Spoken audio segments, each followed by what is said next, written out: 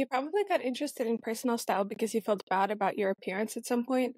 And I think feeling neutral, kind of bad-ish about our appearance is the reality for most people. There's so much content out there in the world, mostly advertising media, with the goal of making us feel insecure, making us feel less than, comparing to other people.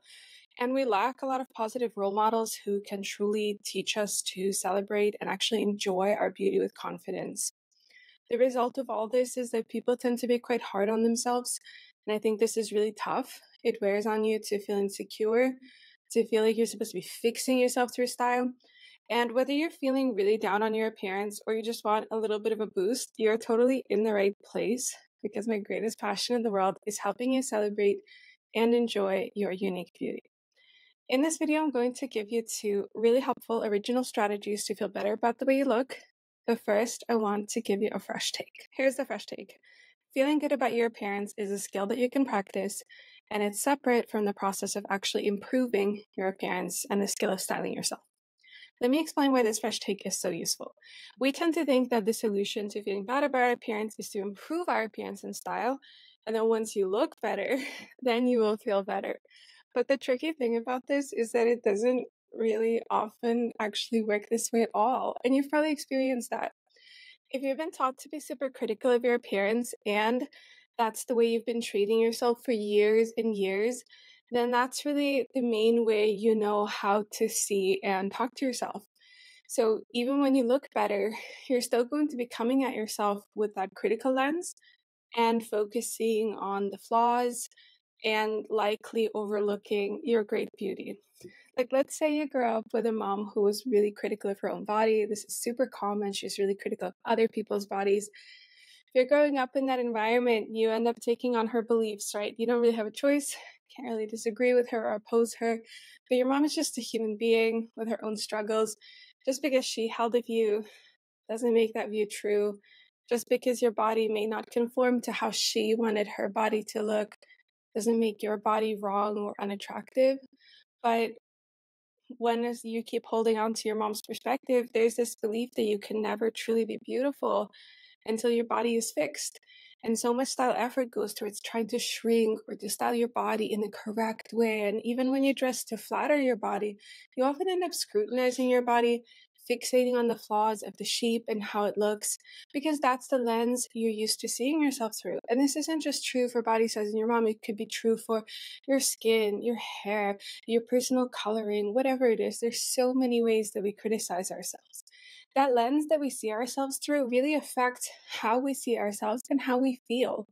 So even though it may sound counterintuitive, the most effective way to feel better about your appearance is not to start by fixing the perceived flaws.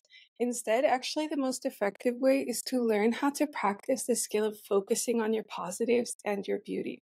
The really cool thing about this is that if you're willing to learn how to feel better about your appearance, which is challenging, you can start feeling better already today rather than waiting until you fix your style, change your body, fix your skin, fix your hair, whatever it is you need to fix.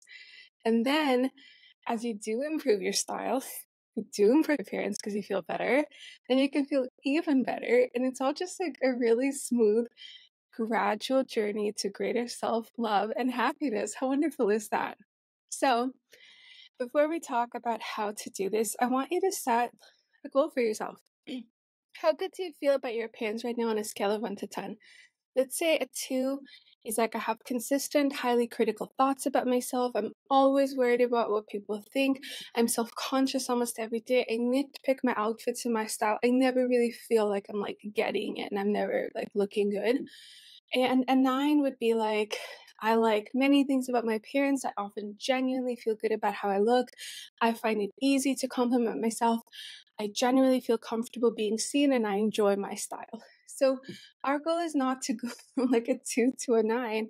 It's just to take one step on this scale. Nobody loves every aspect of their appearance 100% of the time. Let's not stress about that. You don't need that. Let's just figure out where are you right now on the scale. And I'm going to give you 2 strategies that will help you take that one step. And I think that should be your goal.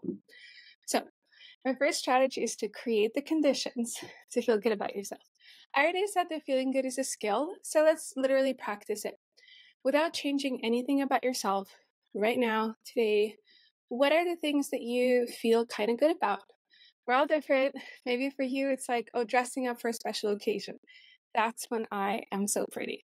Maybe wearing strappy bare summer sandals. You love your legs. You love the way you walk. You're ready to love that right now. Maybe you love your hands. You like the size, you like the shape. Let's just make a list of the first few things that come to mind, which you feel good about. It's really nice to write it down, even if it feels so cheesy. Write down some parts of your beauty that you really enjoy. Don't limit yourself only to the physical here. It's great to write down, I love the color of my eyes. It's just as great to write down, I think my laugh is really pretty, or I love the way that I walk. And once you've got your list of stuff you're willing to like today already, I want you to challenge yourself to think about literal actions you could take to help you actually enjoy, experience the beauty of the things you wrote down. So, for example, if you love the color of your eyes, you could wear a top that brings out the color of your eyes. You could wear mascara that makes your eyes pop, your favorite eyeliner. If you love your hand gestures or your laugh or your facial expressions, you could get together with somebody who puts you in a good mood or you feel relaxed around and kind of take a moment to enjoy your beauty while you're with them, so you make a little bit of a secret exercise out of it. The important thing in this step is not to just make the list, but it's to literally go out and actually do these things. And when you're doing that thing, whether that's dressing up, wearing those summer sandals, getting your nails done, I want you to practice taking that 3-second moment of just letting yourself feel really good and giving yourself that compliment. It's literally just 2 nice big breaths, feeling into like, hey, this is nice about me. I like this. I don't need to feel like it has to be any bigger than this. I think that's like where most people go wrong. You don't have to be like overwhelmed with this pure approval for yourself in every way. We're just practicing the skill in small, small steps and making it feel easier and more familiar. And when you do this, you might immediately face some negative thoughts about yourself. You might think like, okay, yes, I do really like my facial expressions, but I'm so bad at doing my makeup and my face is weird. Okay, this thought is fine. What we're doing here is not denying your desire to improve your makeup skills. We can always do something to enhance our beauty if we want to. That's what's so cool. The point is that if you practice feeling good about yourself now, despite that, oh, maybe you're not good at makeup, you will have more motivation, more confidence in taking those steps. So you will be more excited to learn about makeup. And I want you to direct your focus to feeling good by your facial expressions now, so it's easier to practice and experiment and to take risks. Because it's always easier from a place of encouragement, self-love, believing you deserve to feel seen. It's much better than from a place of fear that you're ugly and gross, and this belief that like the best you can do is look less awful. That's stressful. It's hard to really improve from there. So that was your first step. And the second step on this feeling better about yourself journey is to deprogram yourself. As we talked about, you've probably picked up all types of thoughts about what one has to be beautiful. Like you have to be this way to feel good about how you look. And this could come from family, friends, media, internet forums. It's everywhere. And many of these thoughts are just nonsense that doesn't belong to you and absolutely does not serve you in any way except making you feel bad. And I know that for many people, there's an immediate thought response that's like, but Rita, some people, some aspects of appearance are just objectively beautiful. There is objective truth, and we have to be honest with ourselves. Let me offer you some really helpful nuance on this topic. First of all, I totally agree. I think some people are universally recognizable as gorgeous. These people tend to be famous for their beauty. They're maybe models or actors, and we can analyze why they look good. And we can agree that something like having really pretty personal coloring or a really luscious hair or like a really cool bone structure is almost universally beautiful and desirable. Yeah. But it is simultaneously completely true that there are tons of people in your life, in my life, who are incredibly beautiful and whose beauty comes from their unique combination of their physical and energetical attributes. And these people would not be suited for worldwide stardom due to their beauty. They do not live up to many of the objective beauty standards, and somebody on the internet could easily pick their appearance apart. Yet this objective score of like what's wrong with them would never take away from how beautiful you experience them to be. And this is probably the type of beauty most of us are aiming for. Not, to be an international cover of a magazine, which I'm sure is really cool. But what I think most people are aiming for is to feel like you're embodying beauty for yourself, for others in your life, that you're stepping into that energy and you're good enough for that. So, step 2 is to widen your perspective on beauty by shifting your focus from this like only objective, the best of the best view, but instead discovering what do you as an individual actually think is beautiful. I want you to pay attention to the places and people around you and find what resonates with you. You will notice that it is not always the most perfectly styled room that fills you with joy. Maybe you love your smile, even though it's a bit crooked, or your lips are like a non-trendy shape and size.